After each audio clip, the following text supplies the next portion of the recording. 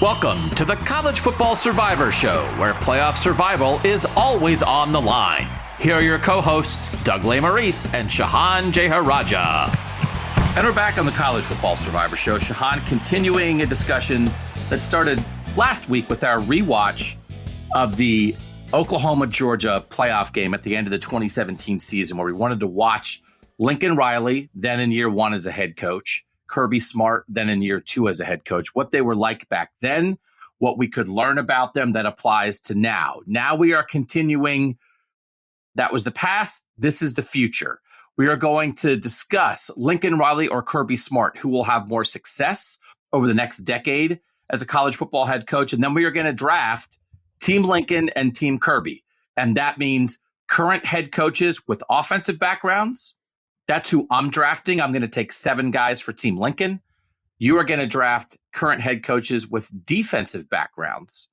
You're going to draft 7 guys for Team Kirby. And we're trying to figure out like which side of the ball, which way of hiring a head coach is going to have more success in the college football landscape in the next 10 years. But let's start again with Kirby and Lincoln. And I was looking for a comparison. I think this maybe is it, Shehan. I just like, it's not that fun when there's just a dude. Nick Saban, he's cool. He's smart. He's a great leader. He's a great coach. He's the best college football coach ever. But it got more interesting when Dabo Swinney rose up to challenge him. And it was interesting in part because they're different, yet they're the same. Dabo's an Alabama alum. Nick Saban is the coach at Alabama. Dabo's from the offensive side of the ball. Nick's from the defensive side of the ball. Nick's a little more gruff, and Dabo's a little more philosophical, about I like those, but I think the best comparison for what Lincoln Riley and Kirby Smart might be is a rivalry that we never really got in college football, and that's Nick Saban versus Pete Carroll. Now, Pete Carroll was on the defensive side of the ball, but that's kind of, other than offense, defense, that's a little bit what we're talking here, SEC versus West Coast, a little more like versus a little more, I wish they're the exact same age. Pete Carroll and Nick Saban are both 71 years old. They were born 6 weeks apart, and we never really got it. They shared the national title in 2004, USC and Saban at LSU, but they didn't play each other. That would have been awesome. They never played each other. And I think that's what at least I am kind of looking for with Lincoln Riley and Kirby Smart. What if you get 2 guys at the absolute top of their game, but who are in the sport at the same time, because Saban and Carroll basically missed each other? Is that a decent comparison, do you think? Yeah, I think that one makes sense. I think that really one that's interesting in terms of like that top battle too is Nick Saban versus Urban Meyer at Florida. You kind of see this transition. We don't necessarily see both at the extreme top of their games at the same time, although we do get the battle in 2014 when he's at Ohio State. So, no, I mean, I think that it's definitely an interesting discussion. But when you're talking about Kirby Smart and what he's doing right now, especially in the Saban era, I don't think that there's been a more worthy competitor. I mean, that's probably a little disrespectful to Dabo Swinney, but like, I don't know if there's been a coach that's been as much at the top of his game when going up against Nick Saban as Kirby Smart is now. And I do think part of this is the USC dynamic, and it's just a little different out there. And we know what peak USC looks like. People thought USC in the 2005 season was maybe going to be the greatest college football team of all time. They win back-to-back national titles in 2003 and 2004. They're in the title game in 2005. People think they're going to three-peat, and Vince Young says no. But then that was kind of it. And then came the rise of the SEC. So I also am particularly intrigued, Shehan, by the idea of what if we get back to that version of USC in a world where the SEC and Southern football seems to dominate the sport. Because the SEC wasn't the SEC when Pete Carroll was doing that at USC.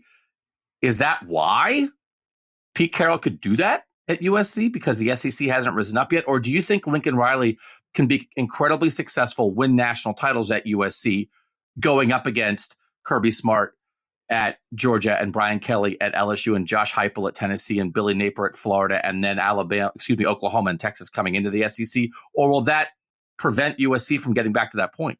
So 2 things on that. One, you mentioned, of course, that the SEC wasn't the SEC that we know today, but like historically it hasn't been, right? Like, this is a relatively modern occurrence that the SEC kind of holds this much power and consolidation, certainly in recruiting. I think there's a lot of factors to that, some of which I think include the fact that a lot of schools that maybe Nebraska and Missouri and these kind of schools aren't recruiting the South the same way anymore. And and so I think that leaves a little bit of a vacuum for an Alabama and all these to kind of come in. So that's one piece of it. But two, no, I think that if you're a great player growing up in the West right now, in California especially, for 15 years, you kind of felt like, well, you can't do anything if you stay out here. And I think that's absolutely about to change. I think that USC and UCLA, obviously both going to the Big Ten, is a big part of that. But the fact that two of the most accomplished coaches in modern college football, Lincoln Riley and Chip Kelly, are both coaching out there now is also an indication that these are serious programs and you can consider us. And I think that we've already seen the results. So no, I think it's going to be difficult. I think that the Southeastern schools have a big advantage, but no, I don't think it is a for sure inhibitor that being at USC is going to be an existential issue. All right, so let's play Would You Rather Be Kirby, Would You Rather Be Lincoln? And let's look at different categories, and we'll simultaneously be looking at it from this viewpoint of we are Kirby Smart and we are Lincoln Riley, and then we can also maybe switch and look at it from the viewpoint of would you rather hire Kirby Smart or rather hire Lincoln Riley, or from the viewpoint of would you rather be their program? Would you rather be Georgia? Would you rather be USC with those head coaches in place? So let's do geographically first. And again, everything we're doing here is for the next decade of college football in a 12-team college football playoff world, winning games, winning conference titles, making the playoff, winning national championships. Every version of success that you can think of. Let's do geographically first, which is not the same as conference affiliation. So let's make sure we'll do conference affiliation next. Geographically, it's like, okay, Georgia could be independent. Georgia could be in the ACC instead of the SEC. But where you are, where the talent is, the demographics, would you rather be in the South, and there's a lot of talent there, but there's also a lot of good programs in the South, or would you rather be in Southern California, and then there are good players out there, maybe not quite as many, but also, okay, there UCLA is there. Maybe you got to worry about Oregon dipping in every now and then, but it's not quite the kind of competition. If you were just maybe a coach picking a job and you're thinking like, I want to win big for the next decade, where would you want to be geographically? So I think, again, there's two parts of this. One, if I want to win, like, I think that I go to USC because I think that the pathway to winning is a little easier. But if I want to win titles, if I do want to win at that highest level, I think the advantage that Georgia gives you versus USC, because like you said, USC has some incredible players. Some of the best quarterbacks in the country come through California. Obviously, we have that legendary 2020 class. But I think that you cannot, at this point, get everything that you need from the West Coast. I don't think that you can build an entire national championship team by only recruiting the West Coast. Whereas I do believe you can do that at Georgia. And I think Georgia's done it in a lot of ways. Now, granted, at USC, I think you also have the ability to go out into the world and recruit nationally. But again, I mean, I'd be curious what percentage of Kirby Smart's roster is not just from Georgia, but from that surrounding area. It's probably a very high percentage, with some individual players like Brock Bowers coming from California and places around the country.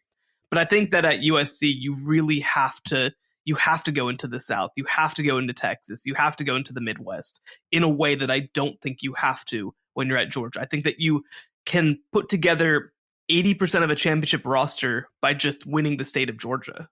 USC has a Georgia kid in their current class. They have a Florida kid in their class. They have a Texas kid in their class. But also Georgia has a Southern California kid in their class. So it is a national thing. I do think if you're trying to win at the highest level, I think you just have to be where the heartbeat is in the South, even if you're going up against everybody and everybody's trying to come raid your place. Georgia is such a great home field advantage. I think in this current recruiting class, I just was looking it up the other day. I think it's 10 or 11 kids. No, I think it's 8. 8 of the top 50 players in the country in the class of 2024 are from Georgia. So it's like, okay, let's start there. And that just, it's hard for anybody to match that. So I do think geographically, Georgia is not a not a huge edge, but some edge over Southern California. One thing also is that I think that, I mentioned not being able to kind of get all the players you need. I think that the most difficult type of players to find are much more prevalent in the South, which is big-bodied, athletic, offensive and defensive linemen. I don't think that, and there's actually some really interesting sort of conversations to be had about demographics and culture. I mean, you just don't get big bodies the same way in California. And again, this is like obviously rates. Obviously, they exist out there, but when you're talking about players and the top linemen coming out every single year on the offensive and defensive side of the ball, at defensive tackle, at defensive end, at offensive tackle, like the South, typically, just because of the body types of what's coming out of the South, I think you just get bulkier players than you do out West, where I think part of it is having a more of an outdoor active lifestyle, right? And so you get great athletes out there in California. Of course, you get great quarterbacks, like I mentioned. You get very athletic players, but I don't think that you get the kind of bulk that you need on a year-to-year basis, the same way that you do in Georgia or Florida or Alabama. Brock Bowers, by the way, from California, and Georgia stole him. So Lincoln, try to keep those guys at home in the future. So what you're talking about here, Jalen Carter on the defensive line from Florida, Trayvon Walker on the defensive line for Georgia from Georgia. I think, and those guys, that's always been the case. To find athletic defensive tackles, I think, is the number one thing. Zion Logue from Tennessee for Georgia. Those guys are so rare. And if they're more in your backyard, you have a chance to get the few that are out there. Okay, geographically edge to Georgia. Conference affiliation. USC joining the Big Ten. This is more about competition, path to the playoff, that kind of thing. Okay, so USC, the next decade, Lincoln Riley's got to deal with Michigan, got to deal with Penn State, got to deal with Ohio State, got to deal with UCLA, Wisconsin, maybe the Big Ten allowed, who knows? Kirby Smart's going to have to deal with Alabama, with LSU, with Tennessee, with Florida, with Texas, with Oklahoma. Who would you rather be from a conference standpoint, USC or Georgia? So it's an interesting question because, again, I think that USC's path to the playoff is easier. I think that you talk about, obviously, those couple of programs at the top of the Big Ten, Ohio State, Michigan, Penn State. They're three of the best programs in all of college football. But I don't think from a depth perspective, you are quite as worried about the 7th best Big Ten team, the 10th best Big Ten team, as you are for those equivalents in the SEC. I think that, the depth of talent right now in the SEC, and part of that is just straight up recruiting, I think is pretty deep. But I think the flip side is, I think you are more advantaged as a program being in the SEC and being able to sell the SEC than you are the Big Ten right now. Because you look at the top of college football and recruiting, right? Hell, let's consider Texas and Oklahoma SEC schools for this exercise, right? So this is the 2023 team rankings. Number 1, Alabama, SEC. Number 2, Georgia, SEC. Number 3, Texas, SEC. Number 4, Oklahoma, SEC. Ohio State, a really, really, like the program recruiting wise in the Big Ten. Number 6, LSU, SEC. Number 7, Miami, ACC. Number 8, USC. Number 9, Oregon. 10, Tennessee, SEC. 11, Clemson, ACC. So like, you have to go all the way down to number 13 before you get another Big Ten program after Ohio State. And when you look at the way that SEC schools recruit, the vast majority are kind of just signing up for top 25 classes, even if they, I don't want to say don't deserve them, but like, people want to play in the SEC. Big time players and the top recruits in the country want to play in the SEC. And so I think it is easier, and we talked about this on last week's show with Texas and Oklahoma. They kind of feel like, well, once we put on this SEC logo, all of a sudden we're going to be able to do things that we weren't able to do before because of the Big 12 logo. And I think that to an extent they're right. I do think that the SEC logo in recruiting means that much right now. Now, is being in the Big Ten a disadvantage? No, absolutely not. That's not, what I'm trying to say. But I do think that being in the SEC from a recruiting perspective, when you're trying to consolidate the top talent in the country, even though you have the toughest path in some ways to get there, I think that I'd still rather be in the SEC. So I do think we have to see what the effect's going to be on USC and UCLA traveling, and this idea of being in a conference where we have to play Rutgers. I know people are talking about, are you going to If you have a game at Michigan and the next week you're at Indiana, would you stay in the Midwest and go to a community college and practice there and take classes online? It's not ideal. I think I'd rather be in the Big Ten, though. And part of the issue for Georgia is that, and it's not like Georgia took advantage of it necessarily before the last 2 years, but they've been in a world in the SEC East where they're playing Vanderbilt, Missouri, Kentucky, South Carolina, and Tennessee every year, and also Florida. But sometimes Florida's good. And that's not going to be the world anymore in a divisionless SEC. No. And all of a sudden, you're going to get more Bama, you're going to get more LSU, or you're going to get more Texas A&M, and now you're going to get Texas and Oklahoma. Their schedule's going to get more difficult. And like the world we're looking at for Georgia in the 2023 season, where we're saying, how good's the quarterback play going to be? And then we say, does it matter at all until the SEC championship game? That's not going to be Georgia's world anymore. So I do think it might be more difficult to get through. Now, the other thing in a 12-team playoff is teams like Georgia and probably USC are in for sure with 2 losses. You're 10-2 and you're in. There's not even a discussion. You might be in at 10-3. So you're still probably going to get in. What would happen to Georgia in the SEC? Where it's like, okay, well, or Georgia was great, but somehow they went 8-4. It's like, well, okay, that's not going to happen. But I do think the Big Ten is good enough. If USC was still going to be in the Pac-12 and we were having this discussion, I think you'd have to vote Georgia because you just say, we don't know what the future of the Pac-12 is. In a 12-team world, is it going to be just the Pac-12 champ some years? That like how hard? But the Big Ten, the SEC and the Big Ten, my assumption is are going to get at least 3 in every year and sometimes 4. I would say my over-under on playoff teams from those 2 conferences would be 3.5 for the SEC and 3 for the Big Ten every year. So that's 6 or 7 of the 12. You add the 3 other conference champs that have to get in, and that's 9 or 10. And now we're saying, okay, now maybe there's a second team from a couple other conferences. So I think that's huge for USC. So I do think I'd rather be USC. As long as the flights don't murder you, I think I'd rather be USC because I think there should be enough of a draw. And that's what we're going to see. The USC brand in the Big Ten. Do they keep all the Southern California kids that are great home? Do they pluck an occasional New Jersey kid, Ohio kid, Michigan kid, Illinois kid who's enamored all of a sudden with the SEC? Do they sell LA to some Georgia guys, some Texas guys? I think they will be able to do that because USC is not going to be selling the Big Ten brand. They're going to be selling the USC brand. And I think peak USC is enough to get all the talent you want. And then maybe you don't have to potentially have a schedule that has LSU and Alabama and Oklahoma on it, which Georgia might be stared at some years. So I don't want to derail this discussion. So and make this an SEC Big Ten discussion, but you can derail. Go ahead and derail. We derail on this podcast.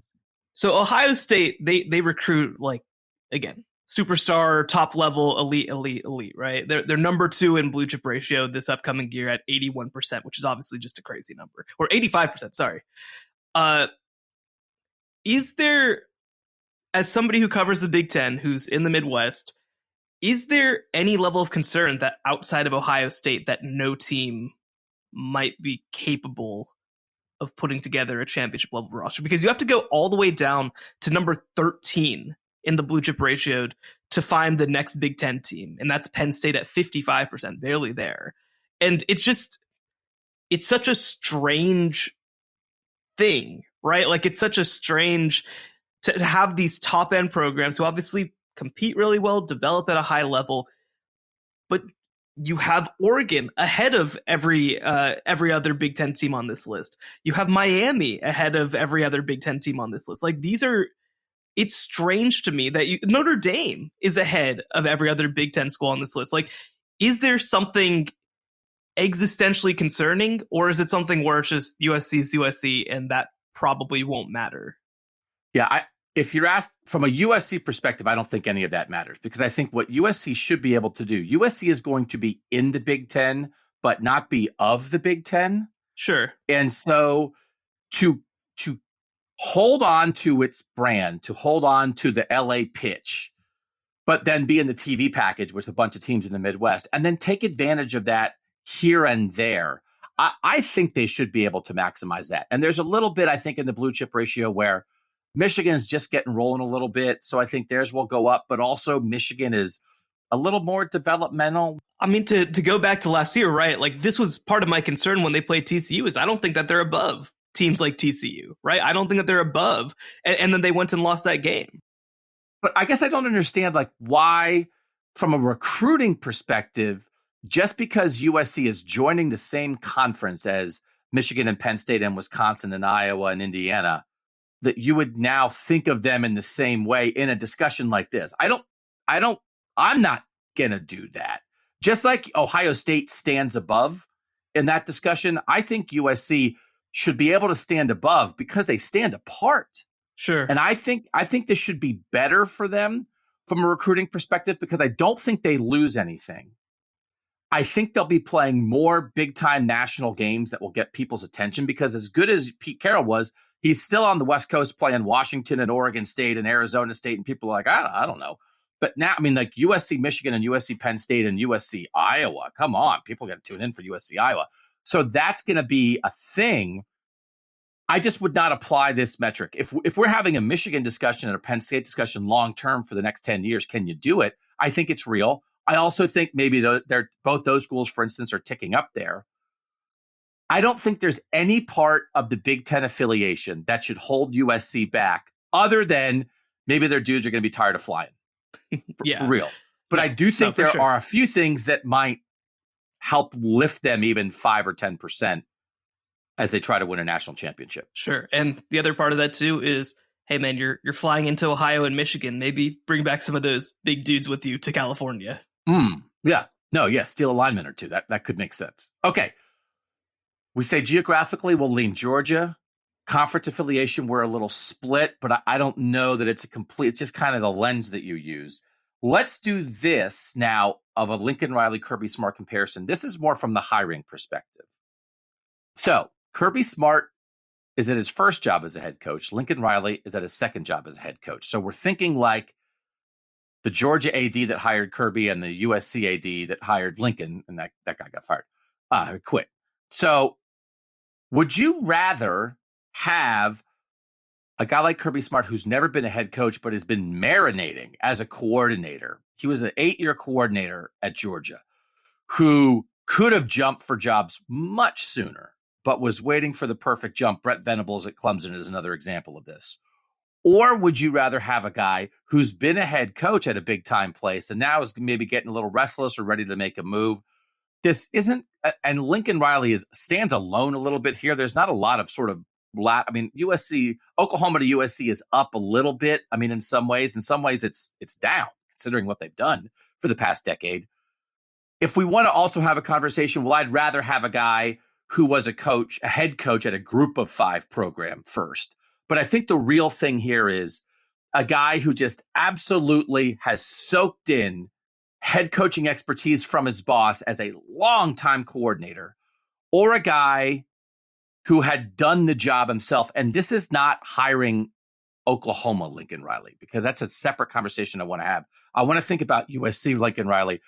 Was that particularly attractive to you, AD Shehan, that, hey, Lincoln Riley's run this thing before, and as good as Kirby was, maybe the Georgia AD was like, well, I'm almost sure he's good, but also he's never done this.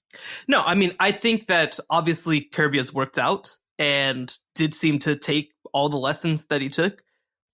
But give me the coach who's won at the highest level and managed a big time program before. Because I think the other part of this too, and this is going to be a 3 to 5 year question, but maybe Lincoln Riley has some perspective of what Oklahoma can't do that we can do, right? I think the fact that he's been at a place and gone through the day-to-day of college football and seen the good, seen the bad, obviously succeeded. He knows how to win. He knows how to recruit. He knows how to develop. That's a plus to me. If you have a coach who's done it, I think that that's absolutely a plus versus hiring an assistant. And hiring an assistant can work out great. I mean, Oklahoma did it, right? They hired Bob Stoops and then they hired Lincoln Riley. And both those coaches were incredible. But I think that it is, I guess you could say, more of a guarantee that somebody knows how to be a head coach when you hire a head coach. I'd even, to go down a little bit, like you said, to maybe compare to a group of five or even an FCS type coach, right? Like look at Lance Leipold at Kansas, somebody who just knows how to be a head coach. And, they've hired recruiters before, they've hired good assistants before, but I think that there is something singular. Kalen DeBoer at Washington would be another example of this.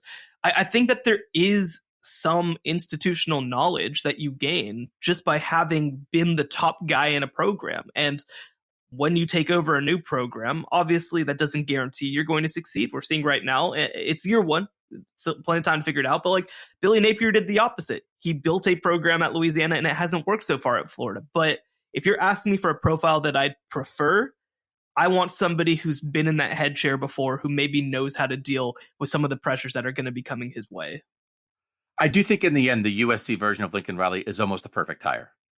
Like, how often do you get a guy who's been a head coach at one of the 10 best programs in the country, but didn't get fired there, and now has gone back through the cycle? I mean, it's almost unheard of to make a move like this. So you understand why at the end of Lincoln Riley at Oklahoma, all the questions, are you going to go to LSU? And then, no, actually it's USC, and why USC was so fired up about that. The hiring of USC Lincoln Riley, as goofy as the final year at Oklahoma got, is almost the perfect college football hiring. Now, taking all these things into consideration, I do think getting a guy with head coach experience, we've had this discussion with Ryan Day at Ohio State, and we did this on the Ohio State podcast a bit ago. Ryan Day is entering year 5 at Ohio State. He made the playoff in 3 of the first 4 years, but he's also coming off 2 straight Michigan losses. We were saying, what if you could, at Ohio State, have had Bob Stoops for the last 4 years at Ohio State? And Gene Smith, the Ohio State AD, if he had told Ryan Day, I love you, I want you to be the head coach at Ohio State someday, I just don't think you're ready. So you can stay here and be the offensive coordinator for Bob Stoops, or you can leave and go be a head coach, and you're next. You're next.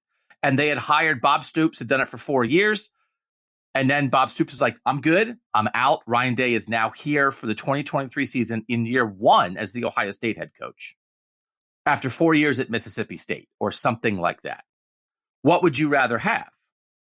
Well, I think you'd rather have right now the Ryan Day who's been at Ohio State, because you have all the experience and learning he did at Ohio State. But for the past 4 years, Ryan Day was learning on the job. Kirby Smart, at the beginning of his tenure, as much as last week as I was like, he's ready, he's fully formed, you do learn on the job when you've never been a head coach before. So then it's one of those, would Bob Stoops have won one of these Michigan games the past 2 years? Right? That because he's been through it and he knows how to get a team ready for a big game. And that's not a criticism of Ryan Day, because it's not his fault. He was never head coach before. Ohio State made that decision. I do think there's a little risk in hiring anybody who's never done it before. And so I always thought, if you're a great assistant coach and you're sort of at the school where you want to be the head coach, it makes sense for everybody for you to leave and come back.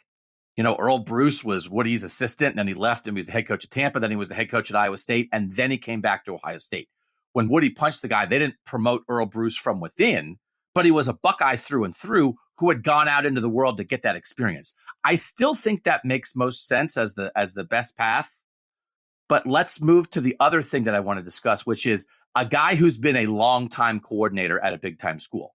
Lincoln Riley was an offensive coordinator for 7 years before he became a head coach, but 5 were at East Carolina. Only 2 were at Oklahoma. Kirby Smart was an 8-year coordinator at Alabama before becoming the Georgia head coach. If we're comparing Kirby at Georgia to Lincoln at Oklahoma, I would much rather have the Kirby Smart, because I do think marinating in the juices for almost a decade, being in charge of a whole side of the ball at the best program in the country, holy moly. So if I were Georgia, I would never have hesitated to hire Kirby Smart. I would have had it in the back of my head, well, he's never been a head coach. But that profile, Oklahoma, he was there for 2 years. And this is the same as Ryan Day. He was at Ohio State for 2 years as a coordinator. Now you're the head coach. You don't even necessarily have a full grasp of the program yet. And you've never been a head coach. The Lincoln Riley hire at Oklahoma, I thought, was filled with risk. And then it went so well that Ohio State replicated it with Ryan Day.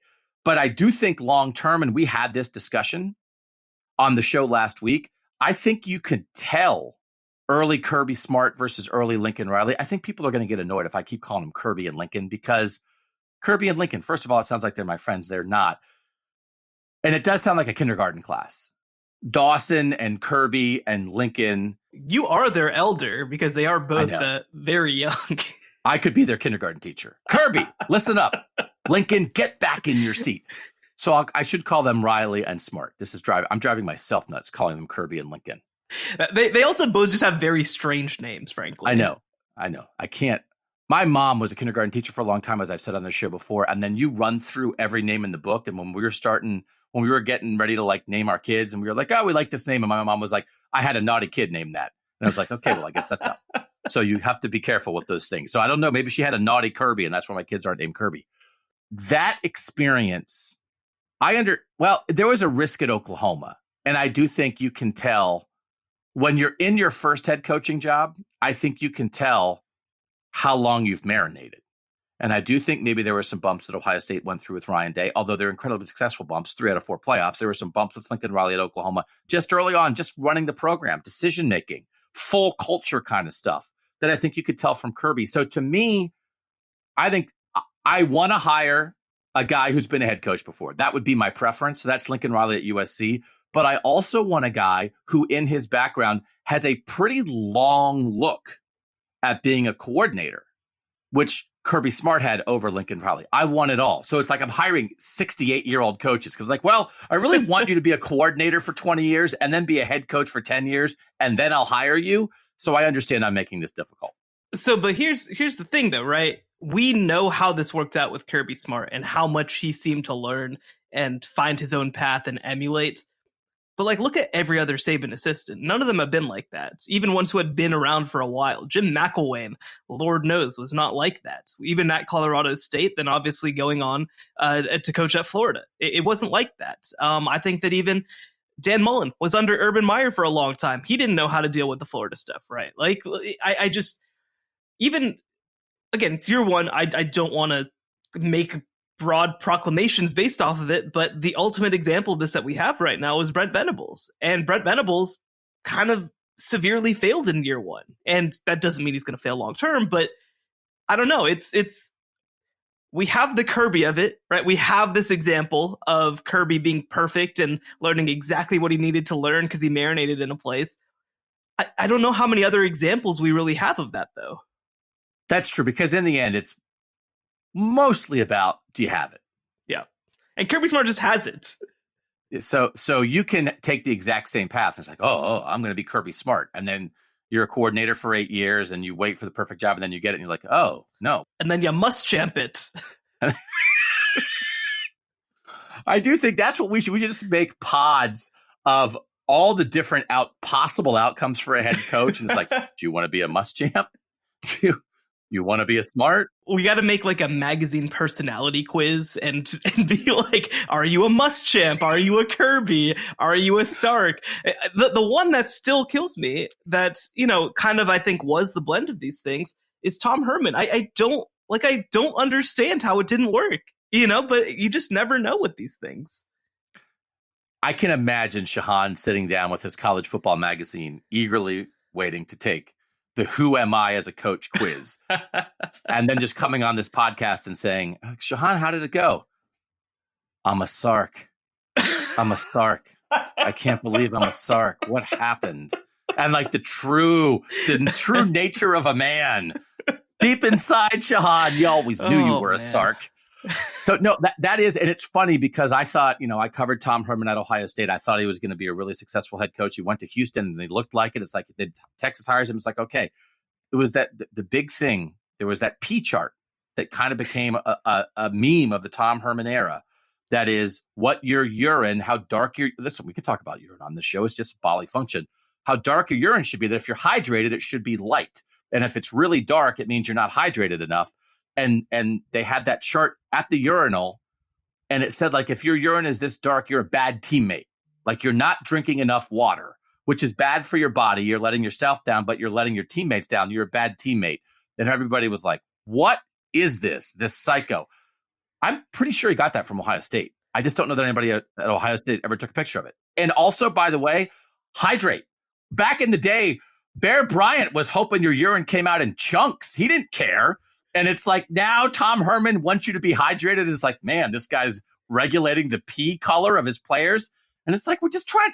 But like that kind of thing, because I've seen you want to, and I don't know the ins and outs of Kirby exactly. I've seen Ohio State coaches come out of here and it felt like they just took Urban Meyer's guide to being a head coach and changed every reference that said Bowling Green, Utah, Florida, Ohio State. They just changed it to their school. And it was like, are you sort of learning from the guy? Or are you just taking whole cloth? And I do think that can be difficult, but it feels like Kirby's got his own thing. He learned from Saban, but I don't know that he just took the Nick Saban coaching book and put Bulldogs where it used to say Crimson Tide. No, I think that he definitely made it his own. But yeah, like you said, so many of the things early in the Tom Herman era, obviously there were some very interesting late stuff, some that were very, I think, tied to the year 2020 that ended up kind of screwing him in the long term. But yeah, so many of the things that people made fun of him for were like pretty normal for college football programs, and people just took pictures and made jokes because it's Texas. And again, like, obviously, whatever it was 2016, 17, like that was like when they hired Tom Herman, that was like oh, okay, no, they're actually going to like do this now. This is like playtime is over. Texas is going to like actually do this thing. And then that didn't work. And now I'm just like, oh, okay, it's just Texas. It has nothing to do with the coaches. Like there's nothing they can do anymore. I do wonder, 2 years at Houston, 4 at Texas, now 2 years off. He's at Florida Atlantic this year. Tom Herman would maybe fit the profile. If he has any success at Florida Atlantic and I'm a Power 5 school, like a mid-tier Power 5 school, I would scoop him up pretty quick. Because like the lessons you would have learned from Texas, what you did wrong, what you did right. Okay, we're outlining, would you rather be sort of more of a Lincoln Riley style coach or a Kirby Smart style coach? Let's get to the nuts and bolts. You're an AD. Do you want an offensive guru or a defensive guru? And then we will draft Team Kirby Smart. He's the captain. Shehan will be drafting 7 defensive head coaches. I will be drafting Team Lincoln Riley. I will be drafting 7 offensive head coaches. We'll do all that next on the College Football Survivor Show. The College Football Survivor Show, where playoff survival is always on the line. All right, Shehan, before we get into offense, defense, one of the things is age, and it's funny. I was reading an AP story from our buddy Ralph Russo from 2016 about how they were hiring young head coaches, and Kirby Smart was like one of the young head coaches in there. But in this discussion, he's the old head coach because Kirby Smart was 40 in his first year as a head football coach, and Lincoln Riley was 34. 34 is a little young. Like 40's young. You know, Ralph Russo back then is writing like, hey, Les Miles is available. He still wants to be a head coach. And Mac Brown was like, he's still available. Maybe he wants to coach again. Mac Brown got a job. Les Miles then came back at Kansas and it didn't work out so well. But it's just funny that I think we're so conditioned now that even the idea that I think Ralph in 2016 had things in there that were like the average age of the hire is 43. And that's 4 years younger than it was several years ago. And now if somebody hired like a 47-year-old, we'd be like, wow, that guy is really quite, Tulsa just hired Kevin Wilson. He's an older guy. That's a good veteran hire, but it's so normal. We don't blink at all at early 40s now. And there are enough guys in their 30s that we barely blink at that. How old's Kenny Dillingham getting hired? 32. Like, is there any age that makes you blink? 34-year-old Lincoln Riley or 32-year-old Kenny Dillingham is a part of you that's like, what? That's barely older than I am now? Or is it just like, if the dude's got it, he's got it? Yeah, I mean, me and Kenny Dillingham were in college at the same time, and that is not a compliment. But I think what's interesting about it is I almost view it as like whenever people make this big thing about age, it's like people think that a coach is going to be there for 20 years. Like that if we hire a 60-year-old, he might only be the head coach for 7 years for us. Like he's only going to be there for 4 years anyway. I don't know. I think that people make too much of that and kind of like everybody wants the new hot thing. And there are examples of it working. Lincoln Riley worked. Kirby Smart worked. Absolutely. But think about all the people who should be kicking themselves for not hiring Kalen DeBoer. Think about all the people who should be kicking themselves for not hiring Chris Kleiman or Lance Leipold. The big one is going to be Georgia Tech wasn't able to hire Willie Fritz, and they hired internally instead from a staff that was bad. Like, I get it. And, again, I think that it is worth having a wide candidate pool with a lot of ages. But hiring younger doesn't mean you're hiring better. It just doesn't. And I do think when you hire young, you have to take some lumps. Oklahoma had great success with Lincoln Riley. They also took all of his lumps, and then right when he maybe is getting at the point to be the best coach he's going to be, he left. So like, oh, congratulations. You hired young. You took the risk. We got to keep this guy in-house. But then when he's ready to maximize who he is, you didn't keep him in-house. And USC's like, hey, thanks for the learning. We appreciate it. Good 5 years at Oklahoma really prepped him for USC. And Oklahoma's like, okay. That almost happened with the College Football Survivor show, right? It's after like 7 weeks when I got hired away to CBS. Oh, yeah. We were like, so we hired. I feel good about my scouting ability because like you're my hit.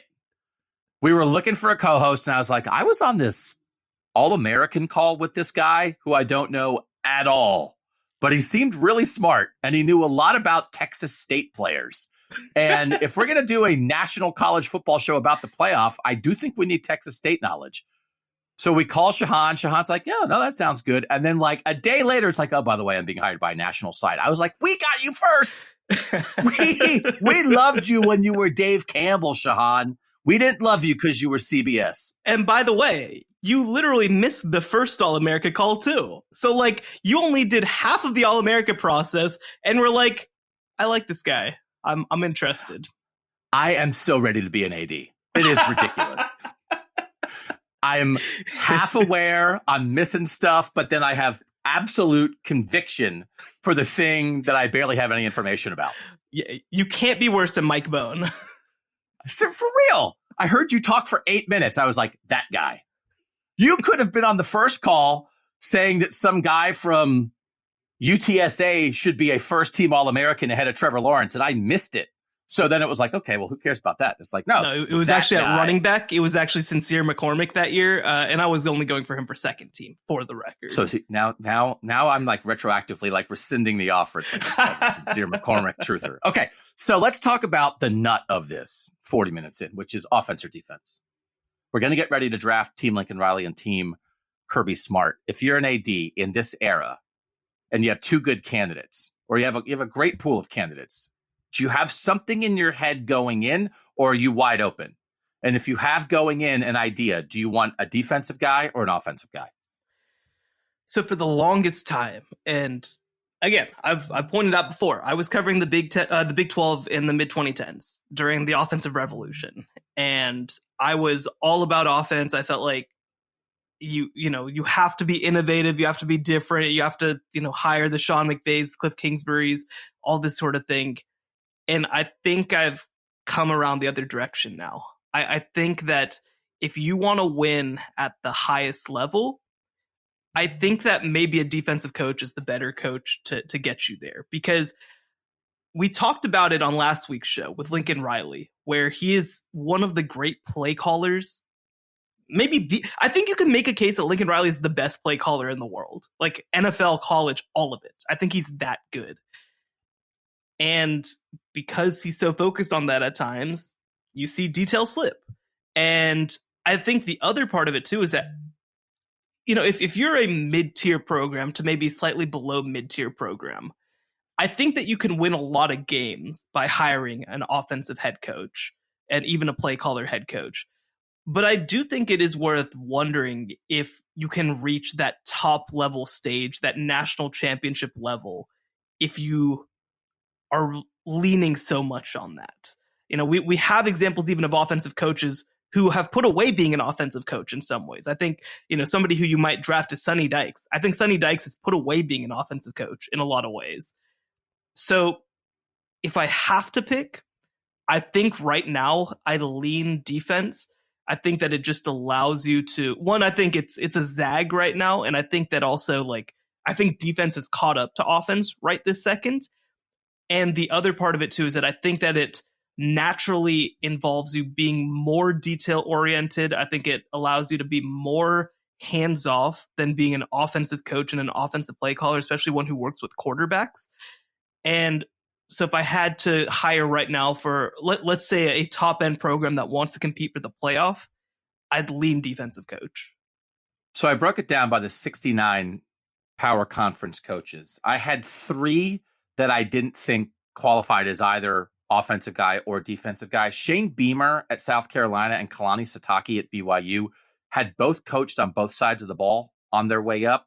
So I don't want to say necessarily guru, but it's like, where did you butter your bread? How did you make your name? Most guys make their name on a side of the ball. And then Deion Sanders dropped into Jackson State as a head coach, and he's obviously a defensive guy, but he's not at Colorado because he worked his way up as a defensive schemer. He's a leader of men. He is a culture builder. So I didn't include him. So those 3 guys are neither. That's interesting because, Kalani Sitake was a defensive coordinator, like, for many, many years before he got the BYU job. Whereas the one that I thought that you were going to include as a no side of the ball was Matt Rule.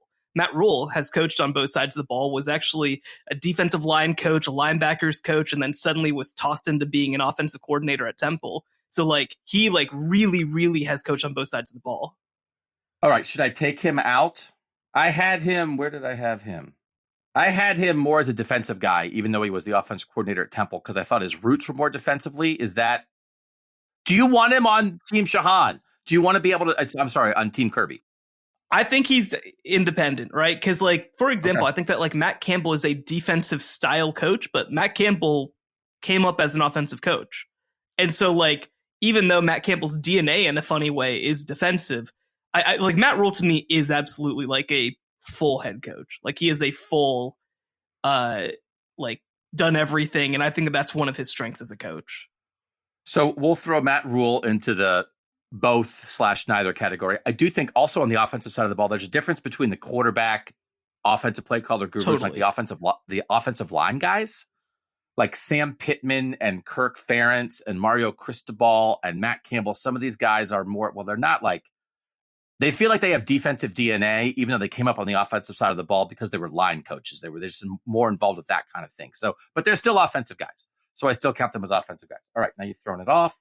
It is now you're throwing it off.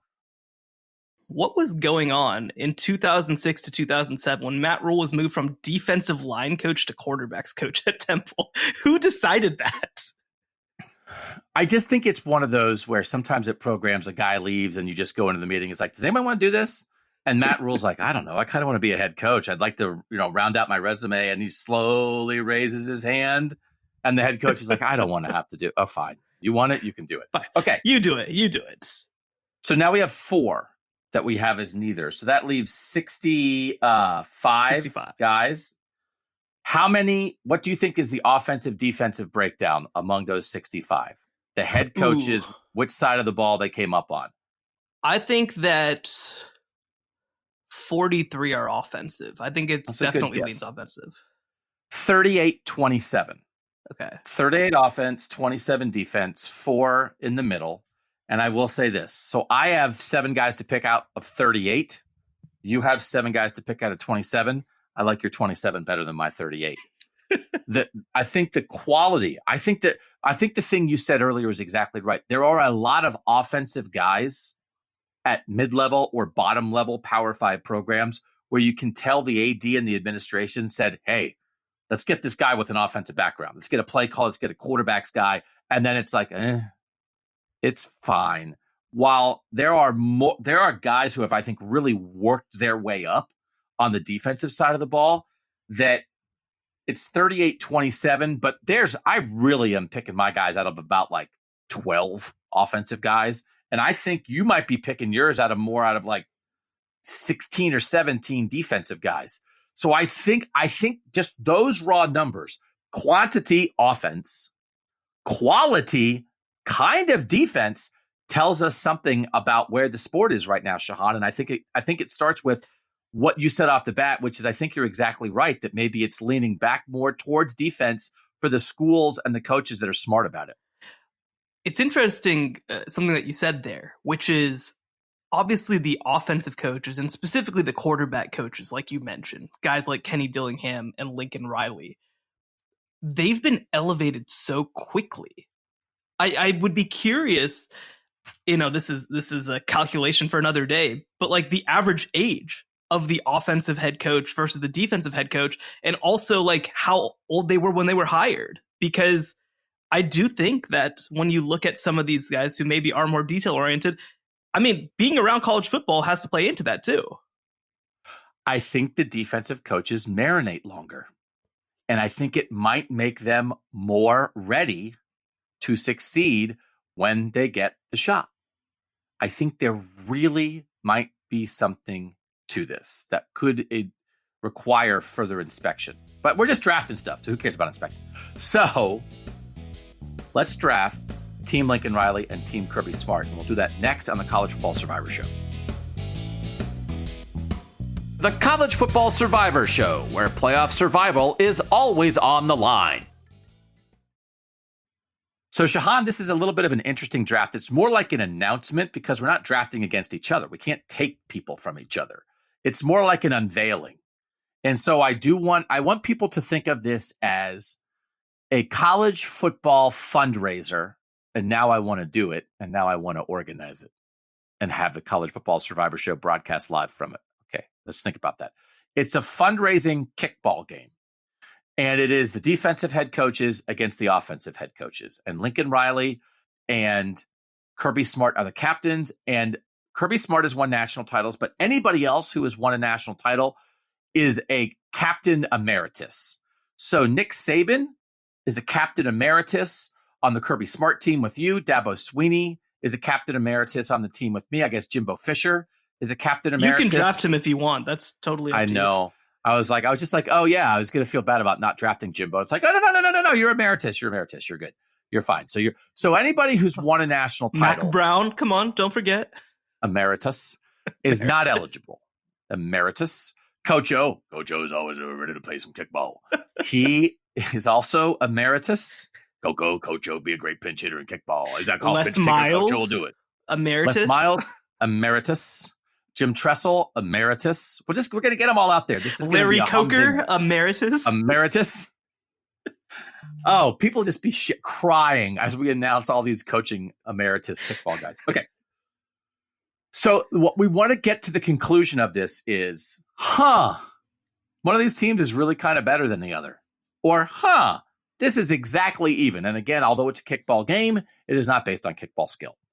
Shehan, who was your first pick for Team Kirby Smart on the defensive side of the ball? So before we get into it, I do want to say I also decided to stay away from like the most proven coaches because I think that like I want to bet futures. I want to bet futures. This is also to clarify, we are taking this for the next 10 years. Yeah. The next 10 years of college football. So does age factor in? Well, I don't know. Do you think the guy's going to be around for 10 years? How much we want to look back in 10 years and say who picked the more successful team based on wins, conference titles, playoff appearances, national championships. Yeah. And so because of that, you know, I put Kyle Whittingham to the side. He's a defensive guy. And I also put Brian Kelly to the side, both defensive guys, both guys who are top 8 coaches in the country, but like they're known commodities. I kind of thought that it's more interesting to have a discussion about some of these other guys. Honorary emeritus. Honorary emeritus. Might be the first time. Exactly right. Exactly right. Notre Dame won their conference a whole lot because they're independents. My first pick is Luke Fickell. I think that he is in some ways the it coach coming up in college football right now. If you look at him on my my Power 5 ranking every coach's ballot, he's number 7. The other 6 are like super duper proven commodities. And I think that he is the next great coach in college football in a lot of ways. He's taking over at Wisconsin. He's being innovative. I think that one of the things that I look at from a defensive perspective is I want to make sure that you're not a Justin Wilcox and just kind of like throw away offense or a Will Muschamp. I want to make sure that you're still thinking holistically and trying to put together a full team that makes sense. And Luke Fickell, right off the bat, hires Phil Longo to make that offense dynamic. Like that is what I think you need to do to at least signal that you're thinking about things the right way. So Luke Fickell, I think, is going to win a lot of games at Wisconsin. So I will make my first pick and we can do a direct contrast, and I'll take Ryan Day. And this is interesting because Ohio State picked Ryan Day over Luke Fickell. And it's slightly more complicated than that. But if they had wanted, when Urban Meyer left, if Gene Smith had said, I want Luke Fickell, I think Luke Fickell would have said, okay, I'll come be the head coach at Ohio State. But Gene Smith wanted offense. He wanted that offensive guru personality for the modern era. And I think, 5 years ago, that was where we were. And just even now, have we cycled away from that a little bit? I don't think we've cycled away from it, but I think defensive coaches are getting much more of a consideration. There's also some things, Luke Fickell was a one-year coach at Ohio State. It got a little sticky. They didn't keep Luke Fickell. They hired Urban Meyer. Luke Fickell, I think if Urban Meyer didn't exist, Luke Fickell would have been in the mix, I think, to get the long-term job at Ohio State. But I think it is a fascinating direct contrast. And it is one of these things. This is how sports works. You have a certain style of coach. And if the fan base gets restless or the team's not winning, you want the opposite. You want a player's coach, then you want a tough guy. There are times, I think, right, with like Ohio State's winning at a high level, but they're not beating Michigan. There are some Ohio State people like, we need to get tough. And like, they want a Luke Fickell style of thing. So my guess, whenever Ryan Day stops being the Ohio State head coach, who knows when that will be? It might be in a year. It might be in 20 years. And it might be because he's so successful at Lee, he leaves. It might be because he gets fired. Who knows? I wouldn't be surprised. Like my prediction would be they swing back the other way. The next coach will be a defensive guy, whether it's Luke Fickell or Mike Vrabel or Marcus Freeman or all these defensive. There are so many defensive guys now who are head coaches who have Ohio State ties. But this, I think this is of an era. And I think this is an interesting contrast right now. And so not to get bogged down in a specific Ohio State discussion, and this is not what we're doing, but we'll do it for 30 seconds. If you're starting good team A that wants to be a playoff contender, and neither of these guys are alums, and you're just going to hire them, would you hire Luke Fickell or Ryan Day? I'd hire Luke Fickell right now, for sure. Now, again, I've probably been more respectful or disrespectful than I need to be to Ryan Day at times when I'm having this discussion, asking kind of some questions about what's him, what's Ohio State, and that is because I hold Ohio State in such high regard as a program and as a job. But we've seen what Luke Fickell was able to build at the off-brand Ohio school, and he almost single-handedly dragged that program to the Power 5 now, and now he's going to have a chance to do it at Wisconsin, and it might not work. We don't know, but I love what I've seen from Luke Fickell so far, and I'd certainly bet on him. I will say the thing that does make me a little nervous about defensive head coaches is, do you become reliant on an offensive coordinator? And if he has success, that guy leaves, and does your offensive identity leave with it? I sat with Luke Fickell when he wanted to be a head coach. I sat and had a long conversation, wrote a long story about him, about his desire to be a head coach. And as a defensive head coach, we talked about what's your offensive philosophy. And back then he said, I want a dual threat quarterback. I want a guy who, can trouble a defense horizontally and vertically. And now we see at Wisconsin, he's hiring kind of an air raid type of guy, because guess what? His thinking has evolved as the sport has evolved. And so Luke Fickell has a defensive philosophy that's rooted in something. I don't know that'll ever change. Although he also went to, had Marcus Freeman as a defensive coordinator, played a 3-3-5 and adapted to that. But he's adapted to the changing offensive world, which is, I do think if you're a defensive coach, you have to be adaptable and you have to be able to replace offensive coordinators, because ideally you will get guys in who have great success that help you win. But if that happens, they are not going to stick around for very long. Whereas if you're an offensive head coach and you're Lincoln Riley, you always know how you're going to attack. Mike Norvell, Ryan Day, you always know how you're going to get after people. And then you got to change the defensive coordinators. But maybe it's just stuck in my head. I think it's easier to move defensive coordinators in and out than maybe it is of offensive coordinators. And by the way, we'll see where this discussion is about Lincoln Riley and Kirby Smart after Kirby Smart gets through this season with the new offensive coordinator without Todd Monken. And if it's seamless and there's Kirby style of offense and that's it, it really wasn't as much Monken as we thought. It's Kirby infusing any coordinator with what he wants. That's a great point for you. If Georgia doesn't make the playoff this year because their offense is goofy, then it's a point for the Lincoln Riley side. And it's like, man, offensive head coaches are the way to go. Okay. Who's your second pick for the Kirby Smart kickball team? My second pick, I'm going to the Big 12 champions. I'm going to Kansas State. I'm going with Chris Kleiman, a coach who won multiple national championships as a head coach in the FCS ranks, came up on the defensive side, has instilled a really tough defensive culture. And I think that this is the perfect example of the kind of defensive coach who sets a culture that permeates throughout the entire program. And so even when you're talking about the offense, the offense almost plays like a defense as well from a physicality perspective. And he was he was number 9 on my list of the top Power 5 coaches. And I think he's one of the big rising coaches in college football that, by the way, Kansas State fans did not want, because they were like, you're hiring an FCS coach, an old FCS coach, and it's worked out magnificently. Really good pick. This is a guy we're talking about with like really good quality depth on the defensive side of the ball. I'm going to make my offensive pick unless you veto it, and I will allow you to veto this. You dumped 2 older guys because you wanted to do less established guys.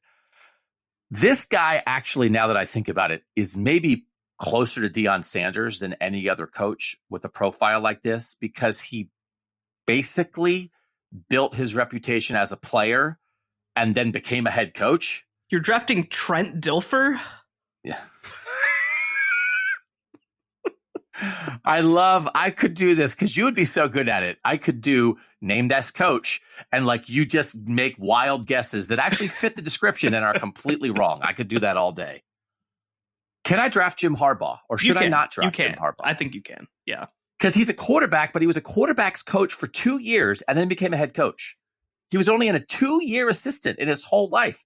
This is kind of like Deion. Like, you are who you are. I am a super successful player with a huge reputation that gets a head coaching job very, very, very early.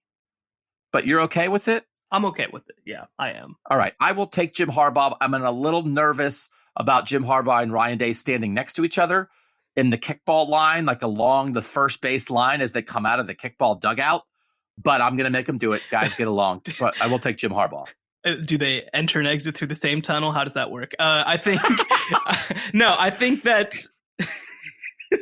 I think that Jim Harbaugh is sort of this perfect example of what I'm talking about, of offensive guys who don't get bogged down in being offensive guys and are able to take a more full-scale look at the program. I mean, Jim Harbaugh's not the play caller at Michigan. I think that's a big deal. I'd make the comparison more to a guy who is emeritus in Dabo Swinney, who came up as a wide receivers coach, but is very much not an offensive coach these days, right? And I think that Jim Harbaugh has made that transition in a good way to be a program manager more than anything else.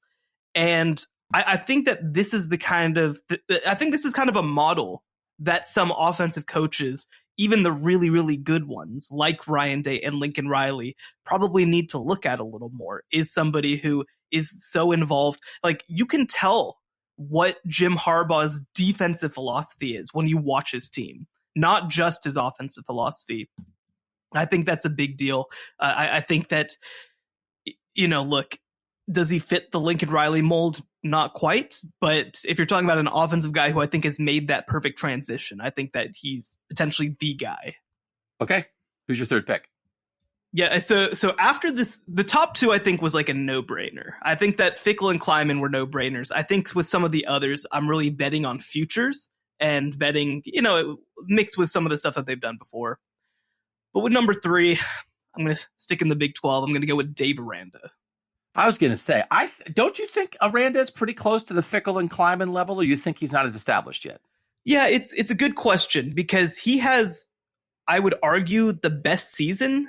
I know that Cincinnati made the playoff, but I think that 2021 Baylor was probably the best team out of these 3 coaches, and he was a huge part, if not the part, of taking it to that level. The one thing that you have to say, though, is that 2 of his 3 seasons have been disappointing. He's had the big season, but 2 of the 3 seasons were underwhelming, a 2-7 and a 6-7. I'm not, well, and I think that this is actually another discussion to have. I'm not really dissuaded by that. I don't think that this means that Dave Aranda can't coach or anything like that. I do think that an interesting question is, like I mentioned, offensive coaches are, I think that they're better at winning games. I think that year over year, if you want to win 8 games, I think that offense might be the way to go. And so I think that when you have a defensive coach, maybe swings are just kind of built in a little bit more than with an offensive coach. I'm curious your thoughts on that. Do you kind of feel that way? Because I think that, again, we saw these swings, but I don't necessarily think that changed the way that I think about Dave Aranda. I think it's back to Kirby Smart and Lincoln Riley as a shorthand here. Do we just think that defensive coaches are more culture and offensive coaches are more, let me play call us into a couple extra wins here, maybe, right? That I think we all feel that. I don't know that there are people listening right now who are like, that's ridiculous. I think it's a perception. It might be a stereotype, but also I don't know that your picks so far are shaking. I think we're reinforcing the stereotype. It's like Luke Fickell. What's he? Brilliant tactician or culture?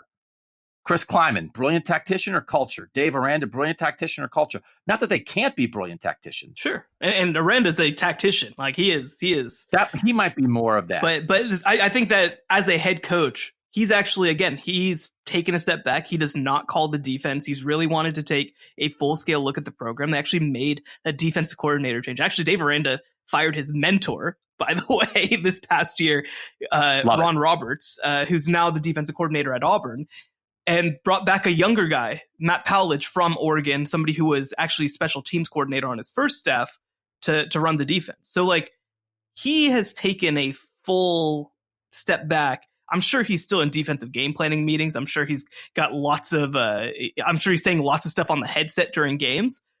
But, well, it's Dave Aranda. He's probably not saying a whole lot. But I think that while he is, I mean, I think in some ways you can call Dave Aranda like the defensive Lincoln Riley in terms of his like just pure play calling and defensive ability. But he, I think, has taken on that mantle of saying, I'm a head coach and I need to act like a head coach. I don't need to be glib about firing your friends. I just think if you fire your friend, you're doing what's best for the program. And if you can't hire somebody, you can't fire. Yeah. Whether it's your best friend, whether it's the best man in your wedding that Urban Meyer hired, whether it's your kid. I'm trying to think if that happened. But you have to be able to willing to do it. So I just I know one time that it didn't happen. Somebody who I'm not going to draft. No, he's on my side. He's on my side. Can't draft that guy. That guy's all about offense. That guy's all about 2.7 yards per play, 19 points per game offense. I'm going to take Mike Norvell. Yeah, that's right. And of course, I'm talking about Jay Harbaugh. I know. It's one of these again. He's a coach who hired his son. It's like, okay, there's 56 guys that still could be because everybody hires their kid.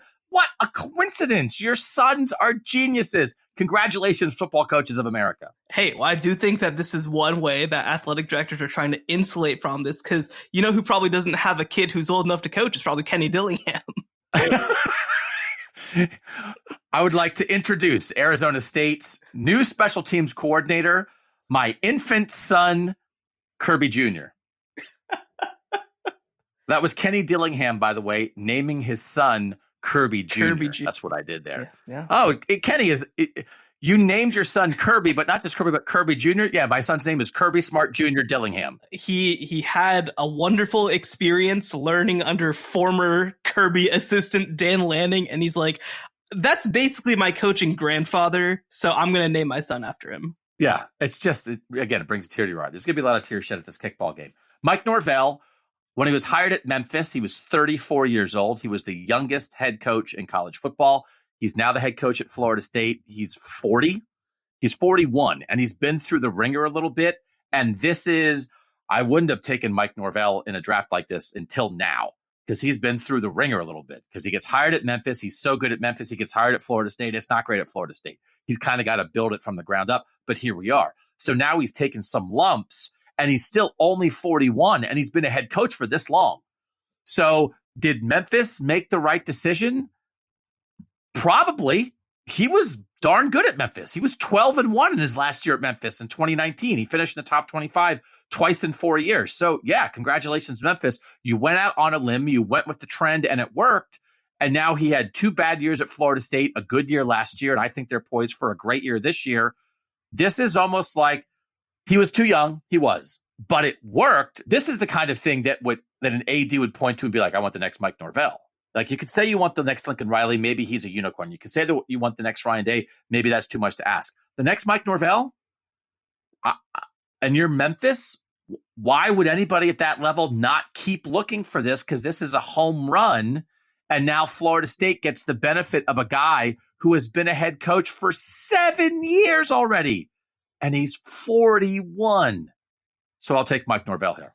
No, it's a good pick. I think that this is a really good example of a coach who stepped into infrastructure and was able to learn that way. He took over right after Justin Fuente left, and we can have conversations about how things ended at Virginia Tech for Justin Fuente, but he was incredible at Memphis. And I think that Mike Norvell was kind of able to step into a roster that made sense, an organization that made sense. I think a program that knew how to win at that point. And I think it served him well. And then he had to go to Florida State and kind of forge his own path in some ways as well. And I think he's done a pretty good job of that. Okay, next defensive pick, number 4 for you. Yeah, I think that now that I mentioned it, I think that this top 3 was pretty easy, and now you head to 4, and this is where things get a little dicier. I think that you really have to pick between futures here, or whether you're picking somebody who's done the thing potentially. I'm gonna, for this pick, lean on the guy who has done the thing, and this is a coach who I didn't like early in his tenure. I thought that he was going to fail early in his tenure, and he made some adjustments, but then kind of reverted a little bit this past year. And so I'm going to be kind of keeping an eye on them in 2023. I'm going to go with Pat Narduzzi from Pitt. Oh, I like that pick. And this is exactly what we're talking about. This guy was a slam dunk program changing defensive coordinator at Michigan State. And it's this is the path. This is a Midwestern path of, hey, you're a great defensive coordinator in the Big Ten, and then we're going to take you at Pitt, and we'll do that. And it's good. Like, this is, again, if you want to find the perfect examples of, like, hey, if we're doing this, how do you think it could work out? I think Pat Narduzzi at Pitt is a fine example of, listen, we're not asking you to be Kirby Smart, but we want to make a good, solid, that side of the ball, culture, toughness, schemer hire as our head coach. And Pat Narduzzi, it feels like, checks all those boxes. Absolutely. I mean, he led Pitt to the first ACC title in program history. Obviously, they were an independent for a long time, but I believe it was the first outright conference championship that Pitt had ever won before. So, which is pretty impressive, of course. I think that the only thing keeping him from that top 3 group for me is that he's a stubborn guy. Like, he's like got a lot of personality to him, but I think sometimes he hamstrings himself when he does that. Again, they really kind of reverted back to being a ground and pound team this year in a not great way. They're bringing, I believe, Phil Dracovic this year at quarterback from Boston College. I think that'll be a good addition for them. I want to make sure that what happened in 2021 wasn't a fluke of things that he didn't even like, right? Like, he had this dynamic passing offense and kind of was like, I don't like that. You got to find a balance somewhere there, but they won a bunch of games last year too. I think that actually in some ways last year's season, because I think they won 9 games last year, was as impressive as winning 11 the year before with the talent that they had. So, look, he's been consistently good. The last 2 years, I'd argue he's been great, and we'll see what happens heading forward. Okay, that's a good pick. I'm going to take your guy, Kalen DeBoer, for my offensive pick. He is the 48-year-old head coach at Washington, was the Fresno State head coach for 2 years before that. Offensive coordinator at Southern Illinois, Eastern Michigan, Fresno State, Indiana. I think almost the ideal path, didn't get it handed to him too early, gets his first head coaching job in his mid-40s, has basically a decade as an offensive coordinator under his belt by that point. And I think it has worked, and I think it will work. And again, this is not the boy wonder necessarily kind of offensive hire, but this is a depth of marination. And then a guy, when he brings something, it's like, oh, by the way, what happened at Washington? It's like Michael Penix threw for a gazillion yards, and they had 2,000-yard receivers, and it feels like, okay, they've got to be able to recruit that now. But they have an identity, and I feel good about what Washington and Kalen DeBoer are going to be. He spent 10 years at Sioux Falls, an NAIA program, so I think that that's as marinating as you're going to get. He was really young when that happened, but he did it. And I think he learned a whole lot during his time there. He played at Sioux Falls as well, by the way. So like he was very familiar with one program that won at a high level. There are examples, like I mentioned, the Chris Kleiman, Lance Leipold, if you want to talk about Division III. He was at Wisconsin Whitewater, I believe. And, so I think that you can learn how to do this stuff. It doesn't just have to be for Nick Saban. I think that being in winning cultures, being in winning programs, that's something that translates. And you've seen it every place that he's gone, to Southern Illinois, to Eastern Michigan, to Fresno State, to Indiana. They won more than they had ever really won before when Kalen DeBoer showed up. And so I like this pick. I think that this is the example. There's not many of them of the offensive coach who was allowed to marinate in some ways. And so you get this nice balance of having head coaching experience, being at a place with a winning culture for a long time. And I think that, look, I think that Kalen DeBoer is a really sharp offensive mind, but I don't think that what makes him great is that he's a tactician. He is. I think he has that. And I think he hired a great offensive coordinator in Ryan Grubb to kind of help accentuate that. But again, I don't believe he calls plays. I believe that's Ryan Grubb's job. And so, you're talking about a coach who I think has also found that great balance of being a head coach, of leaning on his experience, but still obviously being a brilliant offensive mind. This is a Lincoln Riley meet. We pulled this out of the Lincoln Riley section, but then we prepared it Kirby style. So there's some crossover here. We let it marinate in some of that good Kirby marinade that we put it in the fridge. Take a look at Kalen DeBoer and try to do some of that stuff, man. Come on. Yeah. How you want to prepare that? You want to prepare that steak? Let's prepare that Kirby style. I'm the kind of guy, like you're always supposed to marinate it like overnight, whatever. I marinate it for like 11 minutes. I'm like, let's make something. I don't know. Can we just pour some sauce on here? Ooh, that gets some good flavor in there. Again, I'm prepared to be my lack of preparation and utmost confidence just has me so prepped to be an AD. I can't believe it. Number 5 for you. Who do you got? Okay, now we're going to go to futures. I'm going to go with Dan Lanning, obviously as Kirby Smart team as you can get, considering he was quite literally Kirby Smart's defensive coordinator, but somebody who I think has shown aspects of being able to manage a program already. Somebody who has not been afraid to go down into the South in recruiting and win at a high level. He's continued and maybe even grown some of the victories that Mario Cristobal had as a recruiter.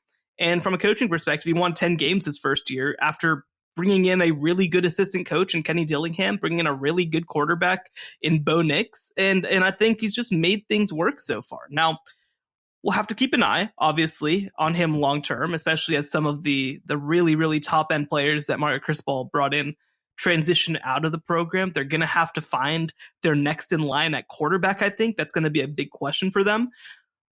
But the early returns are really, really good. And, I don't think that there's sort of this obvious place for him to just leave to, even though he came from the South as well. So I think he's somebody who's going to be at Oregon for several years.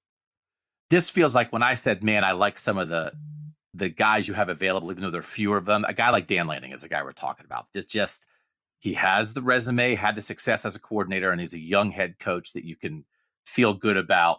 I'm glad you took Dan Lanning. I think that was worth it. I'm going to go kind of the opposite way and take a much older guy who's been around forever, but who is the perfect encapsulation of the offensive side of the ball, because he went from the quarterback at this school to the offensive coordinator at this school, some stops in between, to the head coach at this school. And again, there are probably other guys who fit this, but you know who I'm talking about, who's been the coordinator, who's been the quarterback, offensive coordinator, and now head coach at his school. Man, I'm blanking. No, I don't know. Mike Gundy. Oh, Mike Gundy. Okay. Yeah. So I'll take sense. Mike Gundy. He's been around, but it's that profile. And he was at Baylor and he was at Maryland and he was doing, wasn't only at Oklahoma State his whole life, but this is an offensive guy. And I tracked when I did the whole list of what the conferences are. As much as the Big 12, we feel like has turned toward defense from an era when it was like everybody just chucked it around and it was a Mike Leach conference. The 14 teams taking the 4 new teams into account, if we have Kalani Sitake as a neither, it's 9-4 offense defense in the Big 12. So it is still, now you've taken 2 of the defensive guys already in Dave Aranda and Chris Kleiman. And there's another Big 12 guy that I'll be curious to see if you take or not. But I think we're starting to think of it as more of a defensive conference, but it's still double offensive head coaches to defensive head coaches. No, and Mike Gundy is the reason why that's the case, right? Like Mike Gundy is, I think, pretty clearly the most successful Big 12 head coach in the conference. You know, I mean, obviously, the success recently hasn't been as good as it was before, but you're talking about a coach who obviously won a Big 12 championship back in 2011, had a team that, as we said, should have played in the college football national championship game back in 2011, I'd argue. They've won 10 games, as much or more than anybody not named Oklahoma. Like, they have been consistently really, really good.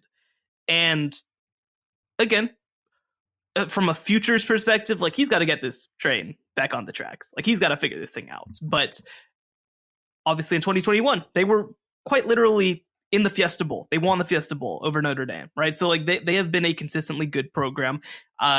He is probably the person that I'm most in the can offense win you a crap ton of games and maybe not the big one, but like, he wins a crap ton of games. That counts. That matters. And at Oklahoma State, not only is that enough, that is more than enough. All right. Pick number 6 for the defense to you. All right. Actually, let me pull aside for a second. I'm curious when you're talking about, well, actually, no. I'm curious, where did you slot Joey McGuire as an offensive or defensive guy? Because he coached both at Baylor. Yeah, I slotted him on defense. Is that wrong? I think it's wrong. I think that he's just kind of a head coach. I think that he also probably fits into that category. And by the way, Joey McGuire obviously coached under Dave Aranda and Matt Rule, but like, that is a Matt Rule man. He loves Matt Rule. That is his mentor. That is his guy. And I think that that's a big part of why Joey McGuire coached on both sides of the ball, is because Matt Rule had that experience of doing it. 9-3-1 in the Big 12 now. No, 9-3-2 that we've moved a guy. 9-3-2. Yeah. Only 3 defensive. The defensive head coach who's left in the Big 12 is going to be super offended if you don't pick him with one of these final 2 picks. He's going to have to be super offended, unfortunately. Wow. You are so out. Let's talk about Brent Venables. You're not taking Brent Venables, who was known sport-wide as the best defensive coordinator in college football. He's been a 1-year head coach, and you're punting him. So can you name me the last time that Oklahoma had a losing season? I don't know, it's the 1880s. I'm say the 1880s. Close. 1998, the year before they hired Bob Stoops. So, like, I just, like, we have to contextualize how big of a setback 2022 is. It is, like, it's one of the worst seasons in Oklahoma history. And they didn't have a losing season at all under Lincoln Riley. They actually didn't. I think that their worst season, they won 9 games. And actually, they might have even won their bowl game to make it 10. Bob Stoops never had a losing season. I believe he bottomed out at 8-5. Like, this was a disaster. This was a total freaking disaster. And that doesn't mean he can't turn it around. But there are coaches on this list with stuff that aren't total freaking disasters to pick on this list. Lincoln Riley took his quarterback, man. I don't know. What's he supposed to do? He picked one. He picked a not very good one. And he also, by the way, and part of this too is probably that I was not a fan, really, of either of his coordinator hires. I don't love the Jeff Lebby thing. I think that it shows a level of not understanding what the Big 12 is, and the fact that the Big 12 is kind of built to stop what Jeff Lebby does in a lot of ways. Defensively, obviously, Brent Venables is kind of overseeing the defense, but hiring Ted Roof, I don't get the points of that. Why not hire your version of Dan Lanning and kind of get a young guy who you can instill some stuff into? I don't love the decisions he made on offense in terms of some of the personnel he brought in. I do think he is revitalizing and revolutionizing Oklahoma's defensive recruiting. He is. They were incredible this past year. Maybe it'll pay off. But they're going to be relying on a lot of transfers again this year to play huge roles for them. They don't have any good receivers, and their system is built on receivers winning matchups in space. And I'm concerned. Their schedule is astonishingly easy this year. They have probably the easiest schedule in the Big 12 because they miss all of the Texas schools except for Texas. But I just gotta show me something, man. You can't have the worst season. At him. You can't have the worst season in the 21st century and then expect to be on the list. You just can't. This shows you're a defensive head coach. Do you hire the right kind of offensive coordinator and run the right kind of offense? And do you have real questions about that? This goes back to in 3 years, I think that probably this discussion is different, right? I think that Brent Venables can absolutely figure this thing out, but there are other coaches who I think have figured this thing out. All right. So who's one of them? Okay, so one of them, I'm going to go with Marcus Freeman. A little bit of a shaky year in his first year, especially losing those first 2 games, that Marshall game certainly, and a Stanford game in the middle of the year. But the fact they managed to win 9 games despite those pretty bad losses, I think is a testament to where he took the program. And I also love the fact that while he didn't make a big-time coordinator hire, he just promoted the tight ends coach, which is honestly quite unusual. I think that he has a great vision for what this offense is going to be. Obviously, they bring in Sam Hartman as a transfer from Wake Forest. They bring in Jaden Greathouse and Braylon James as receivers, who, Jaden Greathouse, I think, is going to be a star pretty early on in his career. I don't know. I think that he has a good vision of the program. I think he's taken a step back. He's let Al Golden take over as defensive coordinator primarily so that he can focus on big time things. Marty Biaggi as special teams coordinator is a coach that I'm familiar with from his time at North Texas and Purdue, and I think he's really good. I just think he's got it. I think he's got a good vision for this program, and I like the way he's executing it, and I think he's going to have a lot of success there, especially if he can continue to be in this not elite group, but this pretty top-level recruiting group that Notre Dame hasn't been in consistently. Lanning and Freeman, this is why I like the defensive side. Yeah, you're backing them at 5 and 6. I'm like, man, that's some pretty good stuff there. I don't know, like, who's the Marcus Freeman on the offensive side? Who's the Dan Lanning on the offensive side that are new head coaches that were really established as coordinators? And yes, maybe they got their head coach jobs a little early. They're a little young, but they had good resumes. I feel like I don't have a Dan Lanning or a Marcus Freeman to pick on the offensive side. Like, I think that, in terms of first year coaches, I mean, Kenny Dillingham kind of he has a decent, but it's so early for him. It's so early. Even though he's coached at Auburn and Florida State and Oregon and had success at all those places, it's so early. Yeah. So I like those picks. I'm going to pick another guy who almost fits the Gundy description. He was a quarterback at his school. Now he's the head coach. He was an offensive coordinator, but not at his school. And I'll take Jonathan Smith at Oregon State. He's a guy that we like to talk about on here. We think Oregon State is ready for a big year. We think that this is the kind of hire that Oregon State had to make. He got the job pretty young, around age 40.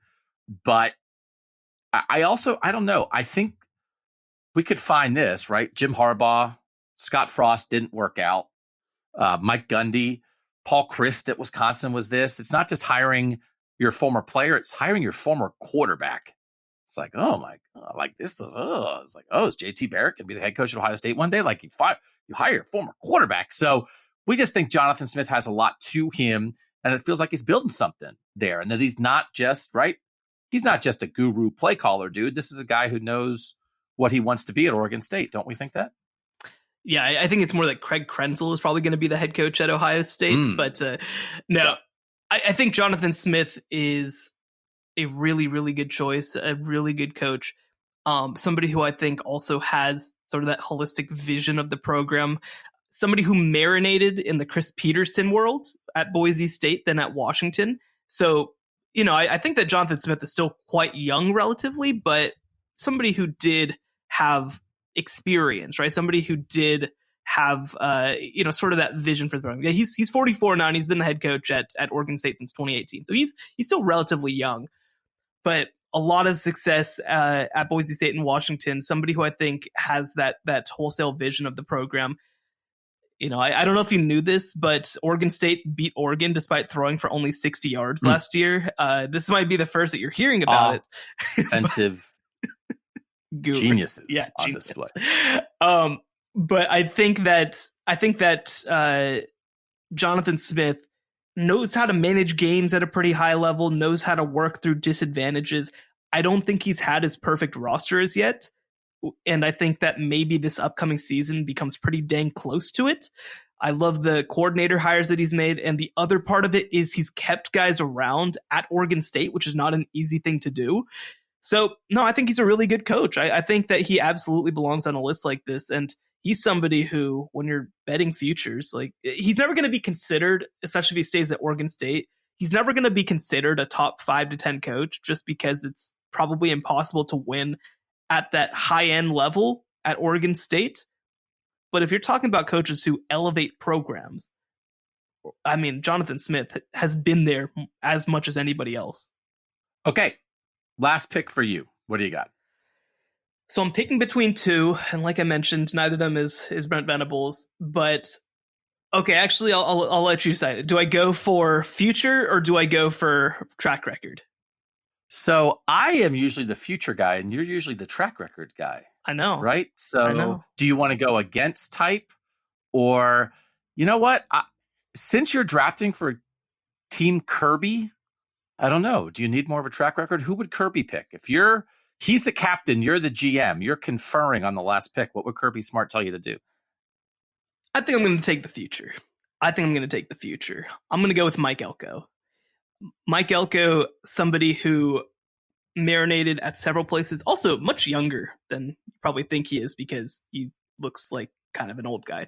But he was only about 40 when he got that Texas A&M coordinator job. He was at Notre Dame before that, Wake Forest before that, had a lot of success, really kind of built a name for himself, even at Bowling Green before that. Came up through some of the Ivy League schools as well, which I think helped him out, especially when preparing for this job at Duke. And in year one, he won 9 games at Duke with a roster that people thought was going to be pretty bad. And I think that, again, you talk about somebody who has made good coordinator hires. He's got a quarterback in Riley Leonard that is going to be a big time player for him for a couple of years. And I don't know. We'll see whether it's at Duke or whether he kind of gets promoted earlier than that. But I think that Mike Elko is somebody to watch in college football. The track record guy that I was considering is Dave Doran at NC State. Okay. But I wonder whether it's Doran or whether it's NC State if we've seen his ceiling. Like NC State is like the one program that I think maybe does have a curse on it. Like it just doesn't make any sense that they aren't able to hit that next level, but they haven't under Doran. And there were some rumors that Doran was glancing at other jobs this offseason, and I kind of get it because, like, how much bad luck can one program have before it just becomes like a trend? But Mike Elko is going to be my pick. I guess 2 guys from the state of North Carolina, so I went with Elko. Okay, that's a good pick, and again, that Duke season really is worth noting. So again, we're making, so that's a kickball team. It's fun. So I'm going to do that, and I'm going to, with Lincoln Riley's influence, I feel like we need a little more Mike Leach on our offensive team as a nod to the late great coach and offensive guru who helped change college football. And so honestly, I probably should take somebody like James Franklin at Penn State, who came up on the offensive side of the ball, right? But again, I think at this point he's viewed as more of a program guy. I could take Steve Sarkisian. On a playoff show? Mario. Yes. I could take Mario Cristobal or Sam Pittman or like a guy, Kirk Ferentz, a guy with more of an offensive line background. I could take Sonny Dykes because he just made the national championship game. But I'll take a guy who I think is interesting, and I want to hear you talk about him, because he was hired as a head coach, as an offensive guru when he was 40. It was fine. It wasn't awesome. And now he has moved on. He is still fairly young. He is in his early 50s, and he's in his second act now, and all the things that he has learned. And there is an opportunity here for him now. And I will take Dana Holgorsen at Houston to get this style of coaching in. He was at West Virginia for a very long time, quit West Virginia to go be the head coach at Houston, and now Houston is moving in to the Big 12. You've talked a lot about them. He was 61-41 at West Virginia. In 4 years at Houston, he is 27-20. That included a 12-2 year in 2021. Can Dana Holgorsen be great at Houston? If he's got to give the next decade here, is this a crazy pick, or with the tip of the cap to Mike Leach? I mean, this guy is early. This guy is like Hal Mummy in at Iowa Wesleyan, like at the jump. Like, yeah, he played for Mike Leach and Hal Mummy at Iowa Wesleyan. Like this is foundational guy. So that's part of it. But I also don't just want to take a guy who's going to stink. Can Dana Holgorsen do something in the next decade at Houston? So when you were saying all that stuff, I assumed you were talking about Lane Kiffin, but I guess Lane Kiffin was even younger than 40 when he got his head coaching jobs. So I would say I would have probably taken Sonny Dykes here. I think that he has made that transition again in a really nice way, in the way that we talk about Jim Harbaugh, to being a full program head coach. But so Dana, like you said, is the Team Lincoln guy. He obviously comes from the air raid background. So he had the 12-win season at Houston back in, I believe, 2021. They were the only team that they lost to in the regular season was Cincinnati, who made the dang playoff. And so, like, they were a really, really incredibly good team that year. And then last year was just a total disaster. And now they're heading into the Big 12 with kind of a mess of a roster, and I think they might be terrible early. I think that you have to bet on Dana to have a great season in the next 5 years. Like, I think that he's going to just like pull a rabbit out of his hat like he does at some point and maybe hit on a great quarterback. Donovan Smith coming in from Texas Tech, I think, is pretty good. He's mistake prone, but maybe that's okay in Dana Holgerson's type of system. They've got an incredible wide receiver room. I don't feel awesome about the rest of the roster, but like, he's pulled things together before, and he's won in the Big 12 specifically at a place that's harder to win at West Virginia. And West Virginia, Lord knows, has not had Dana Holgerson level of success since he left. So I do think he is somebody who can be an elevator. The consistency is the thing that I would be concerned about if you're betting 10 years. I think that there's absolutely a chance that after 2, Houston's just done with the experiment and is like, all right, let's do something else now. But, I think that this is a high risk, high reward play. I probably would have gone a little more mellow with the Sonny Dykes. The other guy who I think you maybe should have considered too is Willie Fritz over at Tulane. Obviously, he's an older guy, so maybe that factors in. But he is a schematic guy. He's an offensive guy. And along with, I think, SMU and UTSA, I think that Willie Fritz and Tulane have a really good chance to run that American Athletic Conference. Josh Heupel at Tennessee, another guy in the mix here that I probably should have picked. But so I had some good choices at the end. I had good choices to choose from. You did. I think that actually with Heupel, again, that's like a classic also, like you can win a lot of games with an offensive coach sort of thing, right? Like, and I'm going to be curious. The way that they're recruiting right now is pretty incredible at Tennessee. Obviously, they got the number 3 player in the country in that quarterback. And so I think that we'll see if there's an upside to it. But this is the thing. If you're down in the dumps right now, like, just hire a pretty good offensive coach.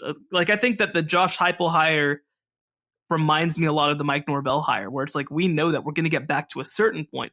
We'll see if we can get past that point. And I have questions about whether that system in this day and age can get past that point, especially when you're playing Alabama and Georgia every single year. But like, go win some games, go have some fun. No big deal. All right, so that's our draft. Team Kirby Smart, defensive head coaches for Shehan. Luke Fickell at Wisconsin, Chris Kleiman at Kansas State, Dave Aranda at Baylor, Pat Narduzzi at Pitt, Dan Lanning at Oregon, Marcus Freeman at Notre Dame, and Mike Elko at Duke. Team Lincoln Riley for me. Offensive head coaches, Ryan Day at Ohio State, Jim Harbaugh at Michigan, Mike Norvell at Florida State, Kalen DeBoer at Washington, Mike Gundy at Oklahoma State, Jonathan Smith at Oregon State, and Dana Holgerson at Houston. By conference, in the end, the way I came down on it, the SEC is 7-6-1 offensive edge, so pretty balanced. The Pac-12 is 7-4-1 offensive edge, so pretty hard lean to the offense.